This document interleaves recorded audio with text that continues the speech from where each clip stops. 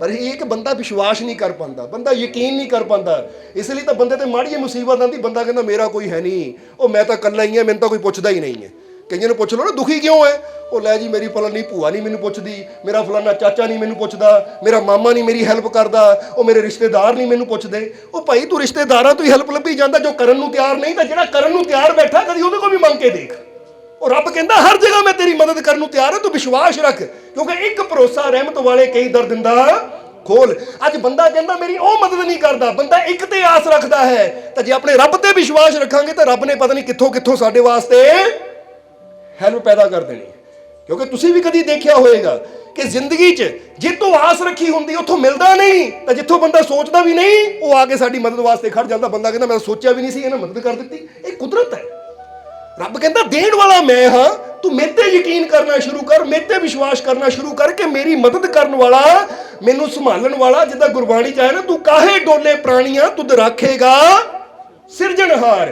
कि तू क्यों डोलदा है, क्यों चिंता करदा, जदों एडा वड्डा सिरजनहार शक्तिशाली तेरे नाल मौजूद है, तो तू किस चीज़ की चिंता कर रहे हैं। उत्ते विश्वास कर कि जिथे मैनू जरूरत होएगी मेरा रब मेरी मदद जरूर करेगा, वो मेरा साथ जरूर देगा, क्योंकि मैनू पैदा करके मैनू बना के वो भुल नहीं गया, उन्होंने याद है, उन्हें मैनू बनाया तो उन्होंने मेरी फिक्र भी। हुण तुसीं किसी चीज़ नूं बना के भुल जाते हो, जरा गौर करो। कई बार बंदा चाह का कप भी बना के अंदर रख देवे ना, बाहर आके ओह मेरी चाह ठंडी होए नहीं, पी ला मैं जाके, या पहला चाह का देखना कोई मक्खी ना पै जाए विच, उहदी फिक्र होंदी है कि नहीं बंदे नूं। तुसीं एक चाह का कप भी बनाते हो, तुहानूं उहदी फिक्र होंदी कि गिर ना जाए, मक्खी ना पै जाए, जाके उहदा इस्तेमाल कर लवां, ठंडी ना हो जाए। तो हुण चाह के कप की तुहानूं इन्नी फिक्र है, तो रब ने तां 9 महीने ला के तुहानूं मां दे गर्भ च बनाया है, तो उहनूं तुहाडी फिक्र क्यों नहीं होएगी। जरा विश्वास करना शुरू करिए अपने मालिक ते, अपने परम पिता परमात्मा ते। वो परम शक्तिशाली जो एक ताकत है ना साडे सब दे अंदर बैठी हुई, चाहे उन्होंने ईश्वर कह लो, अल्लाह कह लो, वाहिगुरु कह लो, राम कह लो, भगवान कह लो, वो साडे सब दे अंदर वही शक्ति काम करती है। बस सानू विश्वास करना पैना है कि कोई साथ देवे ना देवे, पर वो एक ऐसी ताकत है जो हर जगह मेरे नाल है। समझ दिओ कि नहीं। हुण तुहाडे हत्थ ते कोई जख्म हो जाए, तुसीं डॉक्टर को ना भी जाओ ना, कुछ दिनों बाद जख्म अपने आप ही भरना शुरू हो जाता कि नहीं। क्योंकि कुदरत ये भी कहती है कि तू करना कर, मैं तो तेरी केयर तेरी फिक्र करनी है, मैं तो तेनू ठीक करना ही है।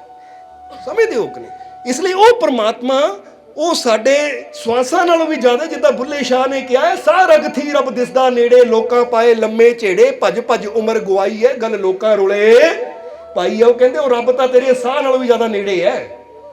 साह भी तेरा कई बार ना, हुण देखो आप साह लैंदे, एक पल आंदा जो साह छड्ड दिंदे है कि नहीं, फिर कुछ सैकंड बाद साह दोबारा आंदा है। वो कहते साह भी ते तो 1 सैकंड 2 सैकंड वास्ते दूर चला जाता है, पर रब तो एक पल भी ते तो दूर नहीं है, क्योंकि तो रोम रोम च तेरे वसदा है। उन्होंने चाह के भी कोई ना ते तो जुदा कर सकता है, तो ना तू उन्होंने दूर कर सकता है।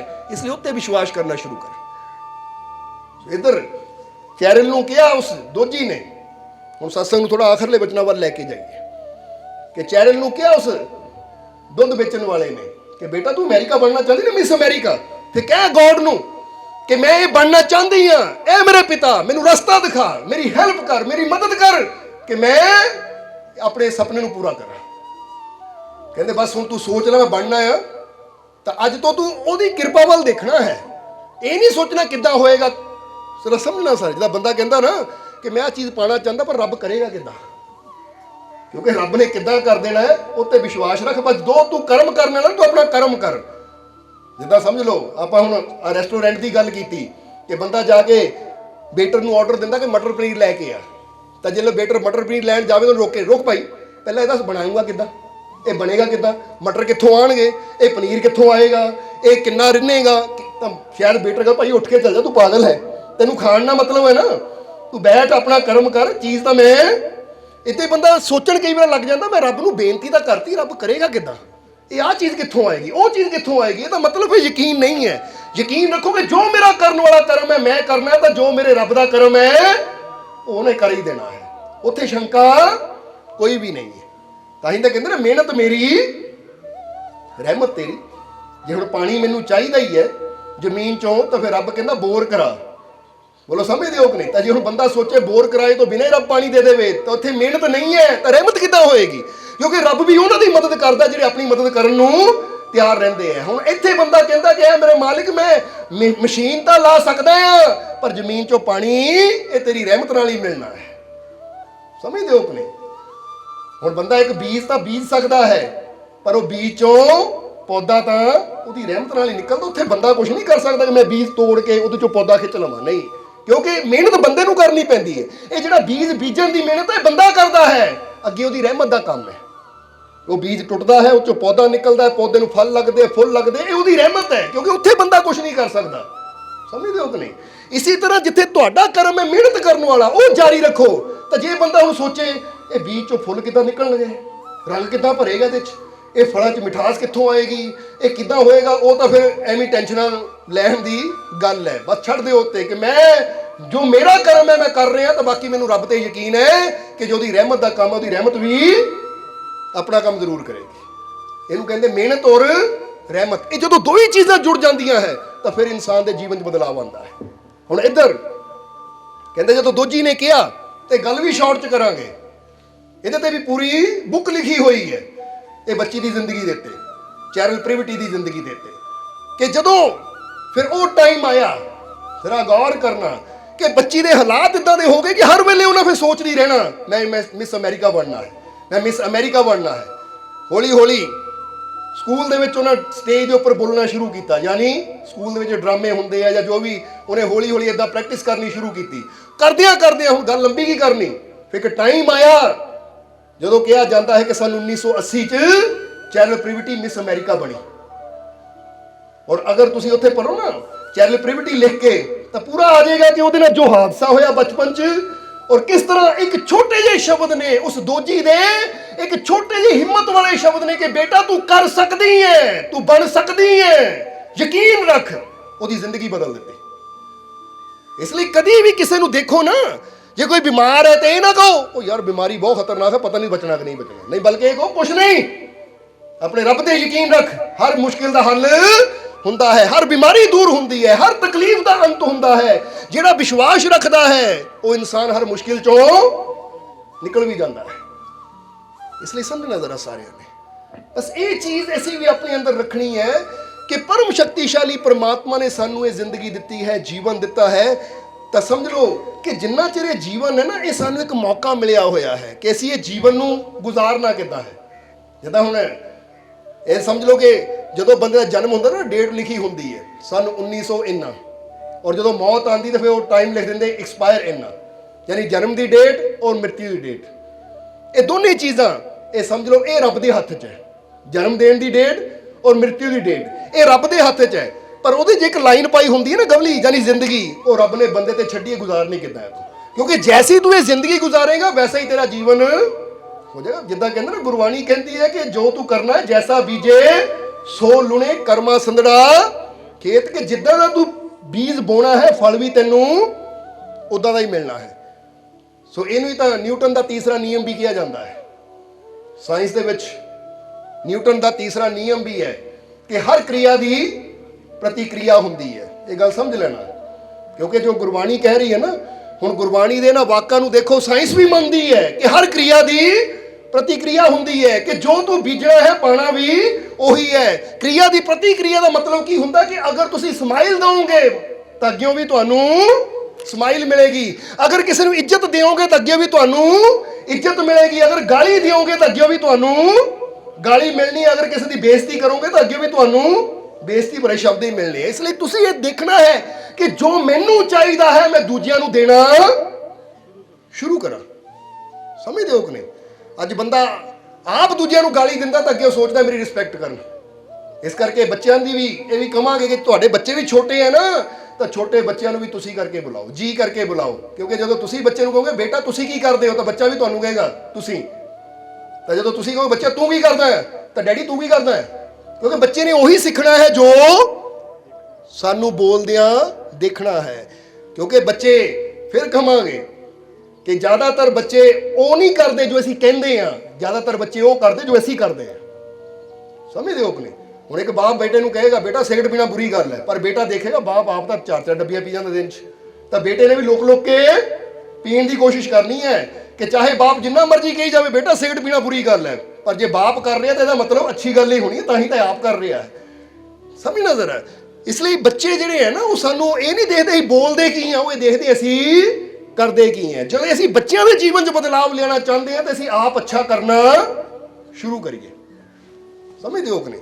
ਇੱਕ ਇਨਸਾਨ ਕਹਿੰਦਾ ਬੇਟਾ ਰੱਬ ਦਾ ਨਾਂ ਲੈਣਾ ਚਾਹੀਦਾ ਹੈ, ਤਾਂ ਆਪ ਸਵੇਰੇ ਉੱਠ ਕੇ ਗਾਲੀਆਂ ਕੱਢੇ ਤਾਂ ਫਿਰ ਬੇਟੇ ਨੇ ਵੀ ਤਾਂ ਗਾਲੀਆਂ ਸਿੱਖਣੀਆਂ। ਤਾਂ ਜੇ ਆਪ ਬੰਦਾ ਉੱਠ ਕੇ ਸਵੇਰੇ ਸਵੇਰੇ ਰੱਬ ਦਾ ਨਾਮ ਲਵੇ ਤਾਂ ਬੱਚਾ ਵੀ ਚਾਹੇ ਕੋਲ ਆ ਕੇ ਉੱਦਾਂ ਹੀ ਖੜ ਜਾਵੇ, ਖੜੇਗਾ ਜ਼ਰੂਰ, ਕਿਉਂਕਿ ਬੱਚੇ ਸਿੱਖਦੇ ਹੈ। ਇਸ ਲਈ ਜੇ ਉਸ ਮਾਲਿਕ ਨੇ, ਪਰਮਾਤਮਾ ਨੇ ਸਾਨੂੰ ਇਹ ਜ਼ਿੰਦਗੀ ਦਿੱਤੀ ਹੈ ਤਾਂ ਫਿਰ ਕਹਾਂਗੇ ਕਿ ਜੀਵਨ 'ਚ ਸਿੱਖਿਆ ਇਹੀ ਮਿਲਦੀ ਹੈ ਕਿ ਜੀਵਨ ਥੋੜਾ ਹੀ ਭਲਾ ਜੋ ਸਤ ਸਿਮਰਨ ਹੋਏ, लाख बरस का जीवना लेखे धरे ना कोई। कि अगर जिंदगी छोटी भी है ना पर बेहतर होनी चाहिए है, अच्छी होनी चाहिए है, नेक होनी चाहिए है। ये जीवन च कुछ ऐसा होना चाहिए कि बंदा कह सके कि मैं ये जीवन इदा जिया है कि मैं किसी को खुशी दे पाया, किसी के काम आ पाया, किसी तकलीफ दुख दर्द नूं मैं दूर कर पाया। और दूसरी ये भी चीज़ कहना चाहांगे कि तुहाडे जीवन के अंदर बहुत कुछ समझण नूं है, बहुत कुछ जानण नूं है। अगर थोड़ा जिहा तुसीं मैਡੀਟੇਸ਼ਨ वास्ते टाइम कट के, ध्यान वास्ते टाइम कट के अपने आप को समझना शुरू कर लो, तो जिद्दां समझ लो कि एक एक्सरसाइज करने नाल बंदे दा शरीर फिट हुंदा है, इसी तरह मैਡੀਟੇਸ਼ਨ करना, ध्यान करना बंदा मैंटली तौर पर या कह लो रूहानी तौर पर बंदा स्ट्रोंग हुंदा है। फिर बाहरले हालातां दा उहदे जीवन ते कोई प्रभाव नहीं पैंदा। नहीं तो कई बार देखते हैं कि शरीरिक तौर पर बंदा बड़ा मजबूत होता है, पर माड़ी जी कोई गल हो जाती है तो बंदे को बड़ी जल्दी क्रोध आ जाता है, या बड़ी जल्दी बंदा टेंशन ले लेंदा है। और कई बार इन्नी टेंशन ले लेंदा है कि बंदा अपनी आत्महत्या कर लेंदा है, खुदकुशी कर लेंदा, अपनी जान ही दे दिंदा है टेंशन चा के। ਇਹਦਾ मतलब कि शरीर तो फिट सी पर हले मैंटली तौर पर ये अनफिट सी। अपने मन को भी इन्ना असीं स्ट्रोंग कर सकते हैं कि बाहरले हालातों का असर साडे जीवन ते ना होवे। बोलो समझते हो कि नहीं? क्योंकि जदों सानू लगता है कि माड़ी माड़ी गल ते असीं चिंता कर लग जाते हैं, माड़ी माड़ी गल ते असीं साडे अंदर डर पैदा हो जाता है कि असीं डरना शुरू कर दिंदे हैं कि हाय मेरा की बनेगा, मेरा की होएगा। जिद्दां हुण समझ लो कि कई बार हुंदा ना कि आ हवा चलती है कि करोना, कई बंदा है कि मैनू ना हो जाए, ਇਹਦਾ मतलब मैंटली तौर पर मैं कमज़ोर है कि डर मैनू जल्दी पकड़ लेंदा है। चाहे किते मेरा हादसा ना हो जाए, किते मेरा काम ना चल जाए, किते मेरे घर चोरी ना हो जाए, किते मेरे नाल रिश्तेदार ना लड़ पैण, पति सोचता किते मेरी पत्नी ना रुस के चली जाए, पत्नी सोचती किते पति ना घरों कढ़ देवे। इदां दी माड़ी माड़ी गल दे डर हुंदे हैं ना, ਇਹਦਾ मतलब है कि जो डर साडे अंदर ज़्यादा, चिंता ज़्यादा है, तो हुण सानू मैंटली तौर पर स्ट्रोंग होने की जरूरत है ताकि साडे अंदर पॉजिटिविटी आ सके। और मैंटली तौर पर स्ट्रोंग कदों बंदा हुंदा है जदों अपने अंदर छुपी हुई शक्ति नूं जानदा है, उहदे नाल जुड़दा है। इसलिए बंदे अंदर हर चीज़ का सामना करने की शक्ति उस मालिक ने रखी हुई है, पर वो शक्ति नूं जानना, उन्होंने समझना इंसान का अपना कर्म हुंदा है। जरा समझना सारिਆਂ ने। हुण एक इंसान पतला या कमज़ोर होवे, अगर वो जिम जाके एक्सरसाइज करना शुरू कर दे तो कुछ सालों च ही तुसीं देखदे हो ਉਹਦੇ ਜਿਹੜੀ स्ट्रेंथ है, ताकत है, ਵੱਧਦੀ चली जाती है। वो ताकत कित्थों आ रही, ਉਹਦੇ अंदर ही है, ਉਹਨੇ ਮਿਹਨਤ ਕੀਤੀ ਤਾਂ ਉਹਨੂੰ ਬਾਹਰ ਕੱਢ ਲਿਆ। ਤਾਂ ਜੇ ਉਹ ਉਧਰ ਮਿਹਨਤ ਕਰਨ ਦੀ ਬਜਾਏ बस सुता ही रहे या उल्टियां सीधियां चीज़ां खाई जाए तो स्ट्रेंथ जी है, ताकत जी माड़ी मोटी बची, वो भी हौली हौली हौली हौली खत्म हो जानी है। इसी तरह मन की भी शक्ति है, तन की शक्ति अपनी है, मन की शक्ति अपनी और आत्मा की शक्ति अपनी है। वो वास्ते भी जो असीं थोड़ा जिहा मेहनत करते हैं ना तो फिर हर तरह के हालात बाहर जैसे मर्जी होण, फिर वह प्रभाव साडे जीवन ते कदी हो ही नहीं पाता। जिद्दां ऐसे एक क्वेश्चन करीदा, हुण उहदे नाल फिर सत्संग की समाप्ति करांगे कि जे घर दे विच 10-12 सप आ जाण, घर दे विच 10-12 सप आ जाण तो फिर इंसान वास्ते समस्या है कि नहीं? बोलो है कि नहीं समस्या? कि बैडरूम च भी सप चले गए, किचन च भी चले गए, या ड्राइंग रूम च भी चले गए, बंदा कहता 10-12 सप आ गए, हुण तां की समस्या आ गई, हो जाती कि नहीं समस्या? बंदा डर जाता है कि किते इत्थों रात को सौ भी नहीं पाएगा, कित्थे जाके बैठना, हर कमरे च सप है। सो अगर 10-12 सप आ जाते तो बंदा कहता बड़ी समस्या की गल है। तो हुण असीं तुहानूं ये पुछांगे कि अगर वो घर सपेरियां दा है तो फिर उन्होंने वास्ते समस्या है? फिर समस्या है। सप तो उही है ना, सप उही है। किसी आम इंसान के घर चले जाते उन्होंने समस्या लगती है, किसी सपेरे के घर चले जान वो वास्ते लॉटरी निकल आई कि लै भी 10 सप मेरे घर च आए, कित्थे मैनूं जंगल च लभणे पैणे सी, हुण इत्थे फड़ के पटारे च बंद करा, बेच के पैसा कमावांगे। वो वास्ते उही खुशी की गल हो जाती है। हुण इत्थों की पता लगता समस्या सप नहीं सी, समस्या की सी? जरा हुण गौर करना कि जिहनूं सप्पां नूं कंट्रोल करना आंदा है वो वास्ते वो समस्या नहीं है, तो जिहनूं कंट्रोल करना नहीं आंदा वो वास्ते समस्या है। ਇੱਕ ਇਦਾਂ ਦੇ ਬੰਦੇ ਨੂੰ ਗੱਡੀ ਦੇ ਡਰਾਈਵਿੰਗ ਸੀਟ ਤੇ ਉਠਾ ਕੇ ਗੱਡੀ ਤੋੜ ਦਿਓ, ਜਿਹਨੂੰ ਚਲਾਣੀ ਨਹੀਂ ਆਉਂਦੀ ਉਹਦੇ ਵਾਸਤੇ ਸਮੱਸਿਆ ਹੈ ਕਿ ਮੈਂ ਵੀ ਮਰੂੰ, ਗੱਡੀ ਵੀ ਠੁਕਣੀ ਹੈ। ਤਾਂ ਜਿਹਨੂੰ ਗੱਡੀ ਚਲਾਣੀ ਆਉਂਦੀ ਉਹਦੇ ਵਾਸਤੇ ਕੋਈ ਸਮੱਸਿਆ ਨਹੀਂ, ਉਹਦੇ ਵਾਸਤੇ ਖੁਸ਼ੀ ਦੀ ਗੱਲ ਹੈ, ਲੈ ਭਾਈ ਮੈਨੂੰ ਗੱਡੀ ਚਲਾਉਣ ਨੂੰ ਮਿਲ ਗਈ। ਮੈਂ ਤਾਂ ਹੁਣ ਆਪਣੇ ਆਰਾਮ ਨਾਲ, ਜਿੱਦਾਂ ਹੁਣ ਕੋਈ ਸੱਜਣ ਮਿੱਤਰ ਕੋਲ ਗੱਡੀ ਉਧਾਰ ਲੈ ਕੇ ਬੰਦਾ ਖੁਸ਼ੀ ਨਾਲ ਚਲਾਉਂਦਾ ਹੈ ਕਿ ਮੈਨੂੰ ਗੱਡੀ ਮਿਲ ਗਈ, ਇਹਦਾ ਫਾਇਦਾ ਲੈ ਲਵਾਂ। ਇਸੇ ਤਰ੍ਹਾਂ ਜੀਵਨ ਦੇ ਵਿੱਚ ਸਮੱਸਿਆ ਕਿਤੇ ਵੀ ਨਹੀਂ ਹੈ। ਕਈ ਕਹਿੰਦੇ ਮੈਨੂੰ ਆਹ ਸਮੱਸਿਆ, ਮੈਨੂੰ ਉਹ ਸਮੱਸਿਆ। ਸਮੱਸਿਆ ਨਹੀਂ ਹੈ, ਇਹਦਾ ਮਤਲਬ ਕਮੀ ਹੈ ਮੇਰੇ ਅੰਦਰ ਕਿ ਮੈਨੂੰ ਇਹ ਸਥਿਤੀ ਨੂੰ ਕੰਟਰੋਲ ਕਰਨਾ ਨਹੀਂ ਆਉਂਦਾ, ਮੇਰੀ ਕਮੀ ਹੈ, ਉਹ ਸਮੱਸਿਆ ਨਹੀਂ ਹੈ। ਹੁਣ ਜਦੋਂ ਅਸੀਂ ਮੈਡੀਟੇਸ਼ਨ ਕਰਦੇ ਹਾਂ ਤਾਂ ਫਿਰ ਕੀ ਹੁੰਦਾ ਹੈ? ਹਰ ਸਥਿਤੀ ਤੇ ਕੰਟਰੋਲ ਕਰਨ ਦੀ ਸ਼ਕਤੀ ਸਾਨੂੰ ਮਿਲ ਜਾਂਦੀ ਹੈ, ਕਿਉਂਕਿ ਮੈਡੀਟੇਸ਼ਨ ਦੀਆਂ ਵਿਧੀਆਂ ਹੁੰਦੀਆਂ, ਧਿਆਨ ਦੀਆਂ ਵਿਧੀਆਂ ਹੁੰਦੀਆਂ, ਸਿਮਰਨ ਦੀਆਂ ਵਿਧੀਆਂ ਹੁੰਦੀਆਂ। ਜਦੋਂ ਕੰਟਰੋਲ ਕਰਨ ਦੀ, ਜਿੱਦਾਂ ਹੁਣ ਬੰਦਾ ਕਹਿੰਦਾ ਡਰਾਈਵਿੰਗ ਸਿੱਖ ਲਈ ਹੈ ਤਾਂ ਹੁਣ ਮੈਨੂੰ ਗੱਡੀ ਦਾ ਕੋਈ ਡਰ ਨਹੀਂ ਹੈ, ਤੈਰਨਾ ਸਿੱਖ ਲਿਆ ਤਾਂ ਹੁਣ ਮੈਨੂੰ ਪਾਣੀ ਦਾ ਕੋਈ ਡਰ ਨਹੀਂ ਹੈ। ਇਸੇ ਤਰ੍ਹਾਂ ਜਿੰਨੀਆਂ ਵੀ ਦੁਨੀਆ ਤੇ ਸਮੱਸਿਆ ਹੈ, ਜਦੋਂ ਇਨਸਾਨ ਮੈਡੀਟੇਸ਼ਨ ਕਰਦਾ ਹੈ ਤਾਂ ਫਿਰ ਉਹਨੂੰ ਇੱਕ ਉਹ ਕੰਟਰੋਲ ਕਰਨ ਦੀ ਸ਼ਕਤੀ ਮਿਲ ਜਾਂਦੀ, ਫਿਰ ਉਹ ਸਮੱਸਿਆ ਰਹਿੰਦੀ ਨਹੀਂ ਹੈ। ਜਿਹਨੂੰ ਬੰਦਾ ਕਹਿੰਦਾ ਹਾਏ ਬਹੁਤ ਬੜੀ ਸਮੱਸਿਆ ਹੈ, ਉਹ ਕਹਿੰਦੇ ਲੈ ਹੈ ਹੀ ਕੁਛ ਨਹੀਂ, ਹੱਲ ਹੋ ਜਾਏਗਾ। ਸਮਝਦੇ ਹੋ ਆਪਣੇ? ਤਾਂ ਹੀ ਤਾਂ ਕਈ ਵਾਰ ਬੰਦੇ ਨੂੰ ਕੋਈ ਮਾੜੀ ਜਿਹੀ ਬਿਮਾਰੀ ਆਉਂਦੀ, ਬੰਦਾ ਡਰ ਜਾਂਦਾ, ਡਾਕਟਰ ਕਹਿੰਦਾ ਹੈ ਹੀ ਕੁਛ ਨਹੀਂ, ਆਹ ਲੈ ਗੋਲੀ ਖਾ ਤਾਂ ਠੀਕ ਹੋ ਜਾਣਾ ਹੈ, ਕਿਉਂਕਿ ਉਹਨੂੰ ਪਤਾ ਹੈ ਕਿ ਇਹ ਕੰਟਰੋਲ ਵਾਲੀ ਚੀਜ਼ ਹੈ, ਇਹਨੂੰ ਮੈਂ ਕੰਟਰੋਲ ਕਰ ਸਕਦਾ ਹਾਂ। ਇਸ ਲਈ ਤੁਸੀਂ ਵੀ ਜਿਸ ਤਰ੍ਹਾਂ ਦੱਸਿਆ ਹੈ ਕਿ ਦੋ ਬਾਤੋਂ ਕੋ ਭੂਲ ਮਤ, ਜੋ ਚਾਹੇ ਕਲਿਆਣ, ਨਾਰਾਇਣ ਇੱਕ ਮੌਤ ਹੈ, ਦੂਜੇ ਹੈ ਭਗਵਾਨ। ਕਿ ਇਹ ਦੋ ਚੀਜ਼ਾਂ ਨੂੰ ਅਸੀਂ ਹਮੇਸ਼ਾ ਯਾਦ ਰੱਖਣੀਆਂ ਹੈ। ਇੱਕ ਆਪਣੇ ਮਾਲਿਕ ਨੂੰ, ਪਰਮਾਤਮਾ ਪ੍ਰਭੂ ਨੂੰ, ਕਿ ਉਹ ਸਰਵ ਸ਼ਕਤੀਸ਼ਾਲੀ ਪਰਮਾਤਮਾ ਹਰ ਪਲ ਮੇਰੇ ਨਾਲ ਹੈ, ਉਹ ਮੇਰੀਆਂ ਸਾਰੀਆਂ ਜ਼ਰੂਰਤਾਂ ਨੂੰ ਪੂਰਾ ਜ਼ਰੂਰ ਕਰੇਗਾ, ਉਹ ਮੈਨੂੰ ਕਾਮਯਾਬੀ ਜ਼ਰੂਰ ਦੇਵੇਗਾ, ਮੈਨੂੰ ਸਫਲਤਾ ਜ਼ਰੂਰ ਦੇਵੇਗਾ, ਕਿਉਂਕਿ ਮੈਂ ਮਿਹਨਤ ਕਰਨੀ ਹੈ ਤਾਂ ਮੈਨੂੰ ਪੂਰਾ ਯਕੀਨ ਉਹਦੀ ਰਹਿਮਤ ਮੇਰੇ ਤੇ ਜ਼ਰੂਰ ਹੋਏਗੀ। ਇੱਕ ਉਹਨੂੰ ਯਾਦ ਰੱਖਣਾ ਹੈ, ਔਰ ਦੂਸਰਾ ਇਹ ਵੀ ਯਾਦ ਰੱਖਣਾ ਕਿ ਸਭ ਦੇ ਅੰਦਰ ਵਸਦਾ ਵੀ ਉਹੀ ਹੈ। ਇਸ ਲਈ ਮੈਂ ਕੋਸ਼ਿਸ਼ ਕਰਨੀ ਕਿਸੇ ਤੋਂ ਵੀ ਤਕਲੀਫ ਨਾ ਦੇਵਾਂ, ਕਿਸੇ ਦੀ ਬੇਇੱਜ਼ਤੀ ਨਾ ਕਰਾਂ, ਕਿਸੇ ਦੀ ਨਿੰਦਿਆ ਨਾ ਕਰਾਂ, ਕਿਸੇ ਦੀ ਚੁਗਲੀ ਨਾ ਕਰਾਂ, ਕਿਸੇ ਨਾਲ ਨਫ਼ਰਤ ਨਾ ਕਰਾਂ, ਕਿਸੇ ਨਾਲ ਵੈਰ ਨਾ ਰੱਖਾਂ, ਕੋਈ ਝਗੜਾ ਨਾ ਕਰਾਂ, ਬਲਕਿ ਇਹ 4 ਦਿਨ ਦੀ ਜਿਹੜੀ ਜ਼ਿੰਦਗੀ ਹੈ ਰਲ ਮਿਲ ਕੇ ਪਿਆਰ ਦੇ ਨਾਲ ਮੈਂ ਗੁਜ਼ਾਰ ਦੇਵਾਂ। ਕਿਉਂਕਿ ਜਿਨ ਪ੍ਰੇਮ ਕੀਓ, ਇਹ ਪ੍ਰੇਮ ਕਰਨੀ ਤਾਂ ਹੈ ਦੁਨੀਆ ਤੇ, ਕਿਉਂਕਿ ਇਹੀ ਤਾਂ ਮਾਰਗ ਹੈ ਪ੍ਰਭੂ ਨੂੰ ਪਾਉਣ ਦਾ ਮਾਰਗ। ਔਰ ਦੂਸਰਾ ਆਪਣੀ ਮ੍ਰਿਤਿੂ ਨੂੰ ਯਾਦ ਰੱਖਣਾ ਹੈ ਕਿ ਅੱਜ ਇਹ ਚਲਾ ਗਿਆ ਤੇ ਇੱਕ ਦਿਨ ਮੈਂ ਵੀ ਜਾਣਾ ਹੀ ਹੈ। ਤਾਂ ਜ਼ਰਾ ਸੋਚ ਕੇ ਦੇਖੀਏ ਕਿ ਉਹ ਜਾਣ ਵਾਲਾ ਨਾਲ ਕੀ ਲੈ ਗਿਆ। ਘਰ ਵੀ ਇੱਥੇ ਰਹਿ ਗਿਆ, ਜ਼ਮੀਨ ਵੀ ਇੱਥੇ ਰਹਿ ਗਈ, ਕੱਪੜਾ ਤੱਕ, ਯਾਨੀ ਇਹ ਬੰਦਾ ਦੇਖੇ ਤਾਂ ਇਹ ਜਿਸਮ ਵੀ ਇੱਥੇ ਰਹਿ ਜਾਂਦਾ ਹੈ, ਬਸ ਆਤਮਾ ਨਿਕਲ ਜਾਂਦੀ ਹੈ। ਜਿੱਦਾਂ ਕਿਸੇ ਨੇ ਫਕੀਰ ਨੂੰ ਪੁੱਛਿਆ ਸੀ, ਮਹਾਰਾਜ ਤੁਹਾਡਾ ਗੁਰੂ ਕੌਣ ਹੈ? ਕਹਿੰਦੇ ਪਹਿਲੀ ਸਿੱਖਿਆ ਮੈਂ ਬੱਚੇ ਤੋਂ ਲਈ ਸੀ। ਕਹਿੰਦੇ ਬੱਚੇ ਤੋਂ ਲਈ? ਉਹ ਕਿੱਦਾਂ? ਫਕੀਰ ਕਹਿੰਦੇ ਇੱਕ ਦਿਨ ਮੈਂ ਸ਼ਾਮ ਨੂੰ ਤੁਰਿਆ ਜਾ ਰਿਹਾ ਸੀ ਤੇ ਇੱਕ ਬੱਚਾ ਹੱਥ 'ਚ ਦੀਵਾ ਫੜ ਕੇ ਨਾ ਆ ਰਿਹਾ ਸੀ ਰਸਤਾ, ਕਿਉਂਕਿ ਅੱਜ ਕੱਲ੍ਹ ਤਾਂ ਟਾਰਚ ਹੁੰਦੀ ਹੈ, ਉਸ ਵੇਲੇ ਦੀਵੇ ਲੈ ਕੇ ਬੰਦੇ ਤੁਰਦੇ ਸੀ। ਏਦਾਂ ਬੱਚਾ ਹੱਥ ਰੱਖ ਕੇ ਦੀਵੇ ਨੂੰ ਬਚਾਉਂਦਾ ਹੋਇਆ ਤੁਰਿਆ ਜਾ ਰਿਹਾ ਸੀ। ਤਾਂ ਮੈਂ ਉੱਧਰੋਂ ਆ ਰਿਹਾ ਸੀ ਤਾਂ ਮੈਂ ਦੇਖਿਆ ਬੱਚਾ ਛੋਟਾ ਹੈ। ਤਾਂ ਮੈਂ ਮਜ਼ਾਕ ਵਿੱਚ ਬੱਚੇ ਨੂੰ ਪੁੱਛਿਆ ਕਿ ਬੇਟਾ ਇਹ ਦੀਪਕ ਲੈ ਕੇ ਜਾ ਰਿਹਾ ਹੈ, ਰੋਸ਼ਨੀ ਲੈ ਕੇ ਜਾ ਰਿਹਾ ਹੈ, ਰੋਸ਼ਨੀ ਆਈ ਕਿੱਥੋਂ? ਇਹ ਰੋਸ਼ਨੀ ਆਈ ਕਿੱਥੋਂ? ਤਾਂ ਬੱਚਾ ਕਹਿੰਦਾ ਆਜੋ ਮੇਰੇ ਨਾਲ ਦੱਸਦਾ ਮੈਂ ਤੁਹਾਨੂੰ। ਮੈਂ ਬੱਚੇ ਦੇ ਮਗਰ ਮਗਰ ਤੁਰ ਪਿਆ। ਜਦੋਂ ਬੱਚੇ ਦਾ ਘਰ ਆਇਆ ਨਾ, ਘਰ ਦੇ ਕੋਲ ਪਹੁੰਚ ਗਏ, ਬੱਚਾ ਕਹਿੰਦਾ ਹਾਂਜੀ ਹੁਣ ਦੱਸੋ ਕੀ ਪੁੱਛਿਆ ਸੀ? ਕਹਿੰਦੇ ਮੈਂ ਬੇਟਾ ਪੁੱਛਿਆ ਸੀ ਰੋਸ਼ਨੀ ਕਿੱਥੋਂ ਆਈ ਆ, ਜਿਹੜੀ ਲੋ ਜਗ ਰਹੀ ਹੈ ਆਈ ਕਿੱਥੋਂ? ਇਹ ਲਾਈਟ, ਇਹ ਰੋਸ਼ਨੀ, ਪ੍ਰਕਾਸ਼ ਆਇਆ ਕਿੱਥੋਂ? ਤਾਂ ਉਸ ਲਈ ਬੱਚਾ ਕਹਿੰਦਾ ਜੀ ਉਹ ਤਾਂ ਬਾਅਦ ਚੋਂ ਦੱਸੂਗਾ, ਪਹਿਲਾਂ ਤੁਸੀਂ ਇਹ ਦੱਸੋ। ਉਹਨੇ ਫੂਕ ਮਾਰ ਕੇ ਉਹਨੂੰ ਬੁਝਾ ਕੇ ਪੁੱਛਿਆ, ਕਹਿੰਦਾ ਪਹਿਲਾਂ ਇਹ ਦੱਸੋ ਗਿਆ ਕਿੱਥੇ? ਬਰੋ ਸਮਝਦੇ ਹੋ ਕਿ ਨਹੀਂ? ਕਹਿੰਦੇ ਬੱਚੇ ਨੇ ਚਿਰਾਗ ਨੂੰ ਫੂਕ ਮਾਰੀ ਔਰ ਕਿਹਾ ਪਹਿਲਾਂ ਇਹ ਦੱਸੋ ਗਿਆ ਕਿੱਥੇ? ਆ ਜਿੱਥੇ ਗਿਆ ਨਾ ਆਇਆ ਵੀ ਉੱਥੋਂ ਹੀ ਸੀ। ਸਮਝਦੇ ਹੋ ਕਿ ਨਹੀਂ? ਫਕੀਰ ਕਹਿੰਦੇ ਮੈਂ ਹੈਰਾਨ ਰਹਿ ਗਿਆ ਉਹ ਬੱਚੇ ਦਾ ਜਵਾਬ ਸੁਣ ਕੇ। ਉਹਦੇ ਅੱਗੇ ਹੱਥ ਜੋੜਦੇ ਕਿ ਭਾਈ ਤੂੰ ਤਾਂ ਮੇਰਾ ਗੁਰੂ ਹੈ, ਤੂੰ ਤਾਂ ਮੈਨੂੰ ਗਿਆਨ ਦੇ ਦਿੱਤਾ। ਕਿਉਂਕਿ ਜਿੱਥੋਂ ਗਿਆਨ ਮਿਲ ਜਾਵੇ, ਸੋਝੀ ਮਿਲ ਜਾਵੇ, ਕਹਿੰਦੇ ਉੱਥੇ ਰਿਸਪੈਕਟ ਹੋਣੀ ਚਾਹੀਦੀ ਹੈ। ਸੋ ਕਹਿੰਦੇ ਮੈਂ ਬੱਚੇ ਅੱਗੇ ਹੱਥ ਜੋੜਦੇ, ਬੱਚਾ ਦਾ ਘਰ ਚਲਾ ਗਿਆ, ਪਰ ਮੈਂ ਸੋਚਣ ਲੱਗ ਗਿਆ ਕਿ ਬੰਦਾ ਆਂਦਾ ਕਿੱਥੋਂ ਹੈ ਔਰ ਜਾਂਦਾ ਕਿੱਥੋਂ ਹੈ। ਜ਼ਰਾ ਸਮਝਣਾ ਜ਼ਰਾ ਸਾਰਿਆਂ ਨੇ।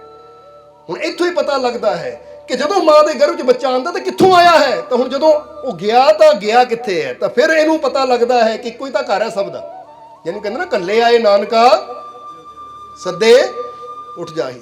ਇਹ ਸਾਰੀਆਂ ਰੂਹਾਂ, ਇਹ ਸਾਰੀਆਂ ਆਤਮਾ ਜਿਹੜੀਆਂ ਆਈਆਂ ਹੈ ਉਹਦੇ ਘਰ 'ਚੋਂ ਆਈਆਂ ਹੈ ਤੇ ਇੱਕ ਦਿਨ ਜਾਣਾ ਵੀ ਉੱਥੇ ਹੀ ਹੈ। ਤਾਂ ਹੀ ਤਾਂ ਗੁਰੂਆਂ ਨੇ ਵੀ ਕਿਹਾ ਨਾ ਕਿ ਚਿੰਤਾ ਤਾਂ ਕੀ ਕੀਜੀਏ ਜੋ ਅਨਹੋਣੀ ਹੋਏ। ਇਹ ਤਾਂ ਹੋਣੀ ਹੈ ਤਾਂ ਹੋ ਕੇ ਰਹਿਣੀ ਹੈ, ਇਹਦੀ ਚਿੰਤਾ ਨਹੀਂ, ਇਹਦੀ ਤਿਆਰੀ ਚਾਹੀਦੀ ਹੈ। ਚਿੰਤਾ ਤਾਂ ਉਹਦੀ ਹੁੰਦੀ ਜੋ ਅਚਾਨਕ ਹੋ ਜਾਵੇ, ਹੋਏ ਮੈਂ ਤਾਂ ਸੋਚਿਆ ਨਹੀਂ ਸੀ ਇਹ ਕਿੱਦਾਂ ਹੋ ਗਿਆ। ਇਹਦੇ ਵਾਸਤੇ ਤਾਂ ਪਹਿਲਾਂ ਹੀ ਤਿਆਰੀ ਚਾਹੀਦੀ ਹੈ ਕਿ ਮੈਂ ਕੀ ਤਿਆਰੀ ਕਰ ਸਕਦਾ ਹਾਂ। ਇਸ ਲਈ ਅਸੀਂ ਵੀ ਤਿਆਰੀ ਕਰਨੀ ਹੈ। ਜਿੱਦਾਂ ਸਿਕੰਦਰ ਨੇ ਹੱਥ ਪੈਰ ਬਾਹਰ ਕੱਢਤੇ ਸੀ ਨਾ ਕਫਨ ਤੋਂ, ਕਿ ਦੇਖ ਲਓ ਭਾਈ ਐਡੀ ਵੱਡਾ ਸਮਰਾਟ ਹੋ ਕੇ ਵੀ ਨਾਲ ਕੀ ਲੈ ਗਿਆ। ਉਹ ਕਹਿੰਦੇ ਕਿ ਗਿਆਨ ਹੈ, ਕਿ ਸੋਝੀ ਹੈ ਕਿ ਅੱਜ ਕਿਹਨਾਂ ਚੀਜ਼ਾਂ ਪਿੱਛੇ ਬੰਦਾ ਲੜੀ ਜਾਂਦਾ ਹੈ, ਕਿਹਨਾਂ ਚੀਜ਼ਾਂ ਪਿੱਛੇ ਨਫ਼ਰਤ ਕਰੀ ਜਾਂਦਾ ਹੈ। ਅਗਰ ਜ਼ਿੰਦਗੀ ਮਿਲੀ ਹੈ ਤਾਂ ਪਿਆਰ ਦੇ ਨਾਲ, ਖੁਸ਼ੀ ਦੇ ਨਾਲ ਰਲ ਕੇ ਜੀਵਨ ਗੁਜ਼ਾਰ ਦਈਏ ਅਸੀਂ। ਔਰ ਜਿਸ ਤਰ੍ਹਾਂ ਦੱਸਿਆ ਕਿ ਇਦਾਂ ਦੇ ਬੋਲ ਬੋਲੀਏ, ਜਿੱਦਾਂ ਦੋਜੀ ਨੇ ਇੱਕ ਬੱਚੀ ਨੂੰ ਉਹ ਬੋਲ ਬੋਲੇ ਹਿੰਮਤ ਦੇਣ ਵਾਲੇ, ਹੌਸਲਾ ਦੇਣ ਵਾਲੇ, ਤਾਂ ਉਹਦਾ ਦੁੱਖ ਦੂਰ ਹੋ ਗਿਆ, ਤਾਂ ਉਹਦੀ ਤਿਆਰੀ ਸ਼ੁਰੂ ਹੋ ਗਈ ਕਿ ਮੈਂ ਕੁਝ ਬਣਨਾ ਹੈ। ਸਮਝਦੇ ਹੋ ਕਿ ਨਹੀਂ? ਇਸ ਲਈ ਕਿਸੇ ਨਾਲ ਕੋਈ ਹਾਦਸਾ ਹੋ ਜਾਵੇ, ਕਿ ਕਿਸੇ ਨਾਲ ਕੋਈ ਟ੍ਰੈਜਡੀ ਹੋ ਜਾਂਦੀ ਹੈ, ਤੇ ਅਸੀਂ ਉਹਨੂੰ ਇਹ ਨਾ ਇਹ ਕਿਉਂ ਹੋ ਗਿਆ, ਬਾੜਾ ਹੋ ਗਿਆ, ਇਦਾਂ ਹੋ ਗਿਆ, ਉੱਦਾਂ ਹੋ ਗਿਆ, ਉਹ ਗੱਲ ਯਾਦ ਕਰਾ ਕੇ ਦੁਖੀ ਨਹੀਂ ਕਰਨਾ, ਬਲਕਿ ਉਹਨੂੰ ਕਹਿਣਾ ਹੁਣ ਜੋ ਹੋ ਗਿਆ ਸੋ ਹੋ ਗਿਆ, ਹੁਣ ਅੱਗੇ ਅਸੀਂ ਕੀ ਅੱਛਾ ਕਰ ਸਕਦੇ ਹਾਂ, ਅੱਗੇ ਅਸੀਂ ਕੀ ਬੈਟਰ ਕਰ ਸਕਦੇ, ਉਹਦੀ ਤਿਆਰੀ ਕਰੀਏ ਕਿ ਬੇਟਾ ਬਹੁਤ ਕੁਝ ਅੱਗੇ ਹੋ ਸਕਦਾ ਹੈ, ਜਾਂ ਭਾਈ ਬਹੁਤ ਕੁਝ ਅੱਗੇ ਕਰਨ ਨੂੰ ਹੋ ਸਕਦਾ ਹੈ। ਇੱਦਾਂ ਉਹਦੀ ਹਿੰਮਤ ਵਧਾਈਏ, ਉਹਨੂੰ ਅੱਗੇ ਰਸਤਾ ਦਿਖਾਈਏ, ਤਾਂ ਕਿ ਉਹਦਾ ਧਿਆਨ ਪਿੱਛੋਂ ਹਟ ਕੇ ਅੱਗੇ ਵਧੇ, ਉਹਦੇ ਜੀਵਨ 'ਚ ਵੀ ਖੁਸ਼ੀ ਆਵੇ। ਉਹ ਸਮਝਦੇ ਹੋ ਕਿ ਨਹੀਂ? ਇਸ ਲਈ ਅਗਰ ਇਸ ਮਾਲਿਕ ਨੇ ਜ਼ਿੰਦਗੀ ਦਿੱਤੀ ਹੈ ਤਾਂ ਨੇਕੀਆਂ ਕਰਦਿਆਂ ਹੋਇਆਂ, ਅੱਛਾਈਆਂ ਕਰਦਿਆਂ ਹੋਇਆਂ ਆਪਣੀ ਜ਼ਿੰਦਗੀ ਗੁਜ਼ਾਰੀਏ। ਔਰ ਫਿਰ ਕਹਾਂਗੇ ਜਿਹੜਾ ਅੱਛਾ ਕਰਮ ਜੀਂਦੇ ਜੀ ਕਰ ਲੈਂਦਾ ਨਾ, ਫਿਰ ਮਰਨ ਤੋਂ ਬਾਅਦ ਉਹਨੂੰ ਕਿਤੇ ਤੀਰਥਾਂ ਤੇ ਜਾਣ ਦੀ ਦਾ ਕਹਿੰਦੇ ਨਾ ਕਿ ਲੈ ਵੀ ਇਹ ਮਰ ਗਿਆ, ਇਹਦੇ ਆਸਥਾ ਨੂੰ ਗੰਗਾ 'ਚ ਲੈ ਜਾਓ, ਉੱਥੇ ਆਹ ਪੂਜਾ ਕਰਾ ਦਿਓ, ਉੱਥੇ ਆਹ ਪਾਠ ਕਰਾ ਦਿਓ, ਕੋਈ ਲੋੜ ਨਹੀਂ ਪੈਂਦੀ, ਕਿਉਂਕਿ ਜੀਂਦੇ ਜੀ ਇਨਸਾਨ ਦੇ ਕਰਮ ਅੱਛੇ ਹੈ, ਕਿਉਂਕਿ ਉੱਥੇ ਅਮਲਾਂ ਦੇ ਹੋਣੇ ਨੇ ਨਵੇੜੇ, ਕਿਸੇ ਨੇ ਤੇਰੀ ਜਾਤ ਪੁੱਛਣੀ। ਤਾਂ ਜੇ ਕਰਮ ਅੱਛੇ ਹੈ ਤਾਂ ਫਿਰ ਇਨਸਾਨ ਦੇ ਅੱਛੇ ਕਰਮ ਹੀ ਉਹਨੂੰ ਉਸ ਮੰਜ਼ਿਲ ਤੱਕ ਲੈ ਜਾਂਦੇ ਹੈ ਜਿੱਥੇ ਉਹਨੂੰ ਕਿਸੇ ਹੋਰ ਦੀ ਸਿਫਾਰਿਸ਼ ਦੀ ਲੋੜ ਰਹੀ ਨਹੀਂ ਜਾਂਦੀ। ਤਾਂ ਜੇ ਇਨਸਾਨ ਦੇ ਕਰਮ ਹੀ ਮਾੜੇ ਹੈ, ਹੁਣ ਇੱਕ ਇਨਸਾਨ ਸਾਰੀ ਜ਼ਿੰਦਗੀ ਸ਼ਰਾਬ ਪੀਂਦਾ ਹੈ, ਨਸ਼ੇ ਕਰਦਾ, ਦੂਜਿਆਂ ਦੀ ਨਿੰਦਿਆ ਕਰੀ ਜਾਂਦਾ, ਦੂਜਿਆਂ ਨੂੰ ਤਕਲੀਫ ਦੇਈ ਜਾਂਦਾ, ਤਾਂ ਹੁਣ ਜਦੋਂ ਦੁਨੀਆ ਤੋਂ ਜਾਂਦਾ ਹੈ ਤਾਂ ਫਿਰ ਬੰਦਾ ਸੋਚੇ ਹਰਿਦੁਆਰ ਜਾ ਕੇ ਪੂਜਾ ਪਾਠ ਕਰਾ ਦਈਏ ਤਾਂ ਇਹਦੀ ਮੁਕਤੀ ਹੋ ਜਾਏਗੀ। ਤਾਂ ਕਿੱਦਾਂ ਮੁਕਤੀ ਹੋ ਜਾਏਗੀ?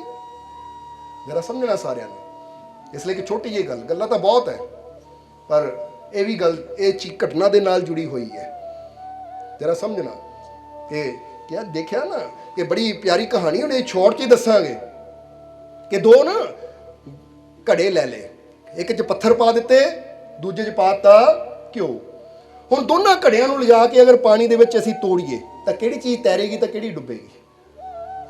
ਹੁਣ ਇੱਕ 'ਚ ਪੱਥਰ ਹੈ, ਉਹ ਘੜੇ ਨੂੰ ਤੋੜਿਆ ਜਾਵੇ ਪਾਣੀ 'ਚ, ਪੱਥਰ ਵਿੱਚ ਗਿਰੇ, ਉਹ ਡੁੱਬਣਗੇ, ਤੈਰਨਗੇ।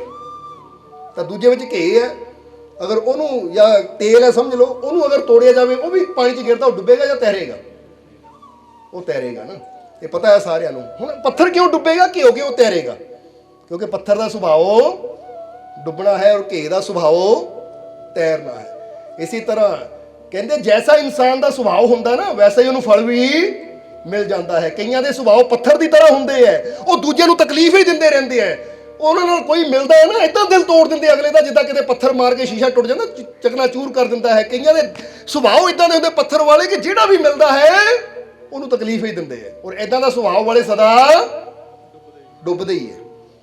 ਤਾਂ ਇੱਕ ਦੇ ਸੁਭਾਅ ਇੰਨੇ ਹਲਕੇ ਹੁੰਦੇ, ਪਿਆਰੇ ਹੁੰਦੇ ਹੈ, ਤਾਂ ਉਹਨਾਂ ਦੇ ਸੁਭਾਅ ਫਿਰ ਇੱਦਾਂ ਦੇ ਹੁੰਦੇ ਹੈ, ਉਹ ਤੈਰਦੇ ਹੀ ਹੈ। ਉਹ ਜਿੱਥੇ ਵੀ ਚਲੇ ਜਾਂਦੇ ਉਹਨਾਂ ਨੂੰ ਕਾਮਯਾਬੀ, ਸਫਲਤਾ ਹੀ ਮਿਲਦੀ ਹੈ। ਇਸ ਲਈ ਆਪਣਾ ਸੁਭਾਅ ਅੱਛਾ ਬਣਾਈਏ, ਪੱਥਰ ਵਰਗਾ ਸੁਭਾਅ ਨਾ ਬਣੇ, ਬਲਕਿ ਸਾਡਾ ਸੁਭਾਅ ਵੀ ਫੁੱਲ ਵਰਗਾ ਬਣੇ, ਕਿ ਦੂਜਿਆਂ ਨੂੰ ਮਹਿਕ ਦੇ ਦਈਏ, ਦੂਜਿਆਂ ਨੂੰ ਖੁਸ਼ੀ ਦੇ ਦਈਏ, ਦੂਜਿਆਂ ਦੇ ਜੀਵਨ ਵਿੱਚ ਕੋਈ ਭਲਾਈ ਦਾ ਕਰਮ ਕਰ ਦਈਏ। ਔਰ ਇੱਦਾਂ ਦੀ ਇਹ ਵੀ ਇੱਕ ਰੂਹ ਸੀ ਸੱਤਿਆ ਦੇਵੀ। ਨਹੀਂ ਤਾਂ ਜਿੰਨੇ ਵੀ ਜੀ ਬੈਠੇ ਜਿਹੜੇ ਜਾਣਦੇ ਸੀ ਉਹਨਾਂ ਨੂੰ ਪਤਾ ਹੀ ਹੈ ਕਿ ਕਦੀ ਉਹਨਾਂ ਦੀ ਜ਼ੁਬਾਨ 'ਤੇ ਕੋਈ ਨਿੰਦਿਆ ਨਹੀਂ ਸੀ, ਕੋਈ ਚੁਗਲੀ ਨਹੀਂ ਸੀ, ਕੋਈ ਬੁਰਾ ਬੋਲ ਨਹੀਂ ਸੀ, ਜ਼ਿਆਦਾ ਗੱਲ ਹੀ ਨਹੀਂ ਕਰਦੇ ਸੀ, ਬਸ ਉਹ ਆਪਣੇ ਮਾਲਿਕ ਨੂੰ ਯਾਦ ਕਰਦੇ ਸੀ ਹਮੇਸ਼ਾ। ਹੁਣ ਇੱਦਾਂ ਦਾ ਅੱਛਾ ਸੁਭਾਅ ਜਿਹਦਾ ਹੋਵੇ, ਫਿਰ ਉਹਨੂੰ ਜਗ੍ਹਾ ਵੀ ਅੱਛੀ ਮਿਲਦੀ ਹੈ। ਇਸ ਲਈ ਪਰਿਵਾਰ ਨੂੰ ਰੋਣ ਦੀ ਜਾਂ ਫਿਕਰ ਕਰਨ ਦੀ ਜ਼ਰੂਰਤ ਨਹੀਂ ਹੈ, ਬਲਕਿ ਇਹੀ ਇਨਸਾਨ ਮੰਗੇ। ਜਿੱਦਾਂ ਕਿਹਾ ਜਾਂਦਾ ਨਾ ਕਿ ਅੰਤਿਮ ਅਰਦਾਸ ਦਾ ਮਤਲਬ ਹੁੰਦਾ ਕਿ ਉੱਥੇ ਉਹ ਅਰਦਾਸ ਕਰੋ ਜਿਹੜੀ ਚੀਜ਼ ਉਹਦੇ ਕੰਮ ਆਣੀ ਹੈ। ਔਰ ਉਹ ਸਾਡੀਆਂ ਦੁਆਵਾਂ, ਸਾਡੀਆਂ ਅਰਦਾਸਾਂ, ਕਿ ਮਾਲਕ ਉਹਨਾਂ ਦੀ ਰੂਹ ਨੂੰ ਆਪਣੇ ਚਰਨਾਂ 'ਚ ਜਗ੍ਹਾ ਦੇਣ, ਆਪਣੀ ਕਿਰਪਾ ਦਿਆ, ਮਿਹਰ ਉਹਨਾਂ 'ਤੇ ਬਣਾਏ ਰੱਖਣ। ਔਰ ਤੁਹਾਨੂੰ ਤਾਂ ਦੱਸ ਹੀ ਗਏ ਸੀ ਜਾਂਦੇ ਜਾਂਦੇ, ਤੁਸੀਂ ਆਪ ਹੀ ਤਾਂ ਦੱਸਿਆ ਕਿ ਬੱਚੋ ਫਿਕਰ ਨਾ ਕਰਿਓ, ਮਾਲਕ ਹੀ ਲੈ ਕੇ ਜਾ ਰਿਹਾ, ਮਾਲਕਾਂ ਦੇ ਕੋਲ ਹੀ ਮੈਂ ਜਾ ਰਹੀ ਹਾਂ। ਔਰ ਵਾਕਈ ਇਹ ਸਾਰੀਆਂ ਰੂਹਾਂ ਉਸੇ ਘਰ ਜਾਣੀਆਂ ਹੈ, ਕਿਉਂਕਿ ਅਸਲੀ ਘਰ ਤਾਂ ਉਹੀ ਹੈ ਜਿੱਥੇ ਸਭ ਨੇ ਜਾਣਾ ਹੈ।